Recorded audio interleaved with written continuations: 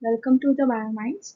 So today we will discuss about recombinant DNA technology, which is one of the most important technology which we use, uh, and it has many several applications.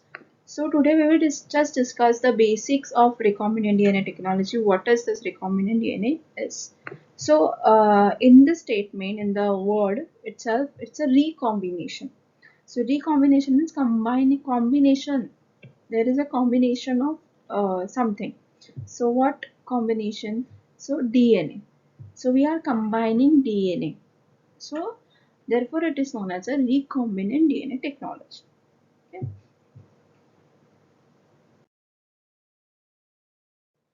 So this recombinant DNA technology is also known as the genetic engineering. It also known as the gene manipulation. It also known as the gene cloning, and also it is known as the new genetics. Okay, so recombinant DNA technology where we combine the two separate DNA. Therefore, it is known as the gene manipulation. Okay, genetic engineering means what? So we are changing the gene. Okay, so whatever product we want, we are changing the gene. So it's the genetic engineering is the directed manipulation of the hereditary material. Okay, so there are so many techniques, so many molecular techniques that are involved here, and they are collectively known as the rDNA technology or a recombinant DNA technology. So here in rDNA technology consists of splicing of piece of DNA to a suitable carrier, which is then introduced into a convenient cell that allows the passenger or a foreign DNA to express itself in the new surroundings. So what is this piece of DNA? What is the suitable carrier that we will discuss here in detail? Okay, so what are the applications? So here just quick applications. So you can use it as in a forensic science, paternity disputes, medical diagnosis, genome mapping and sequencing, and the many biotechnology industry. Okay.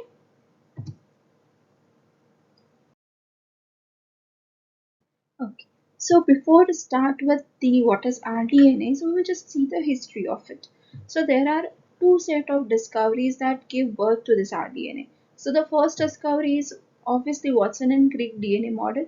That is Watson and Crick proposed this double helix model of the DNA. So this was the first discovery, and after that there is a discovery of certain enzymes. So the enzymes that you can actually cleave, you can elongate, you can join or otherwise modify the DNA molecules. So discovery of these enzymes will lead to the discovery of a recombinant DNA technology.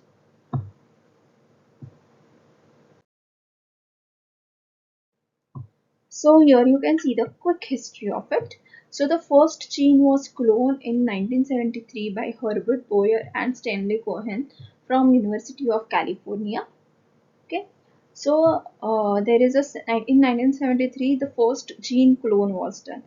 What do you mean by clone? Clone means to make a multiple copies. So before PCR, if you want many copies of one gene, so there that time we generally use this rDNA. Okay, the year before this, 1973, the hybrid DNA was produced. Hybrid DNA means the combination of two by Janet Murty and Ron David, also from the Stanford University. Both of these successes rested on the discoveries of two unique enzymes. First is the ligase enzymes, which are discovered in 1967 by Murty and David, and restriction enzyme in 1970 by Hamilton O. Smith.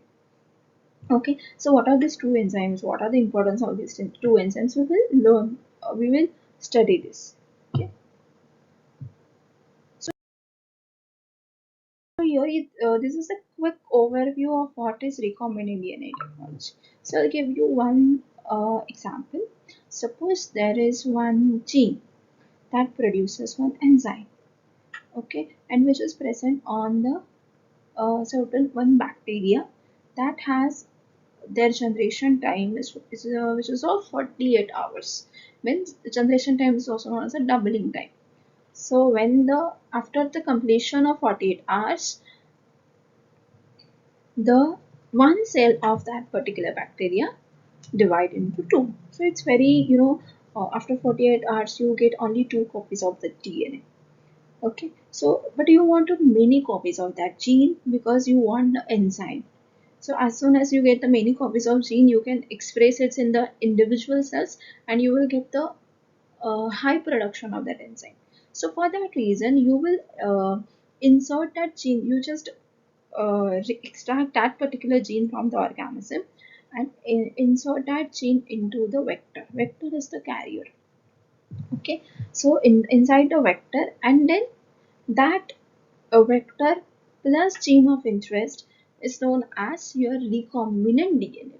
Means combination of vector plus gene of interest. Okay. Uh, So see here you can say this is the plasmid, also known as this is also cloning vector.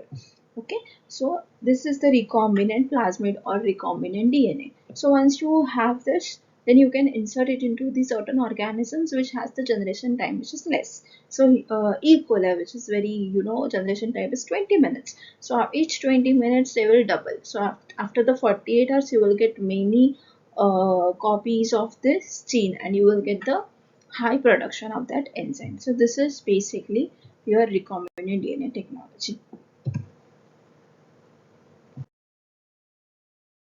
Okay, so here we have a quick overview or detailed explanation of the steps. So here we have a vector, as I have already told you. Vector is the carrier molecule or a vehicle that carries your gene of interest inside the host cell. Okay, so before the previous example, host cell was your E. coli. Okay, because see, when you add gene of interest directly to any organisms, it might degrade it. Okay, so to stabilize that gene of interest, we require vector. And for the expression of the gene, we require the promoter region. Yeah, so that is present on the vector. Okay, so vector which has very much characteristics, we will study this in the further lectures. So here we have a gene of interest, we have the vector, we will cut it with the same restriction enzymes because restriction enzymes, there are specific restriction enzyme uh, cut DNA at the specific restriction site. So each restriction enzyme has a specific restriction site. Okay, to get a proper cut, we use the same restriction enzyme. Next, we will ligate it, which is known as the rDNA molecule, and then transfer it to the bacteria or the host cells. Okay. So after that, there is a multiplication of these rDNA molecules and as well as the division of the host cells. So you will get the multiple copies, and after that you can do the screening method. So what are the screening methods that we will also learn into the next lecture. So this is the quick overview of the steps.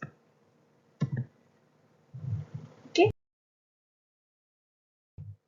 So this is all about the basic of recombinant DNA. So next, in the next lecture, we will study what are the detail about ligase and the restriction enzyme. In the further lecture, we will study vector. In the next lecture, we will study your host cells. In the next lecture, in the further lecture, we will study your screening methods. So we will have the series of this genetic engineering. Okay, so don't skip that. Thank you.